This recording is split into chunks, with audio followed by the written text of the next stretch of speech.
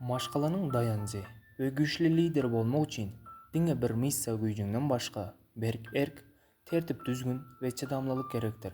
Sport bolsa hut şu häsiýetleri taplaýar. Wagt näçe geçse-de bir erkegiň saglygy we gaýraty onuň iň uly baýlygydyr.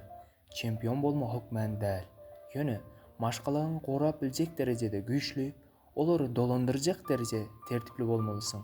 Sport diňe bir missa ösdürmek üçin däl, häsiýetiňi polat ýaly taplamak üçindir. Wagt geçse-de güýçli akyl diňe sagdym bedende bolar. Maşgalanyň baş tutany, şemalara garşy dimdik duran çınar agajy ýaly bolmalydyr. Sport bolsa şol kökleri iýmitlendirýär. Häzirki zaman dünýäsinde ijizleri ortadan alyp goýýarlar. Beden taýdan güçlü bolmagyň we ruhy taýdan güçlü bolmagyň seniň iň uly ýaragyňdyr. Özüne hükmüni ýöredip bilmeýän, başgalaryna liderlik edip bilmez. Sport özüňe hüküm etmegiň ilkinji ädimidir.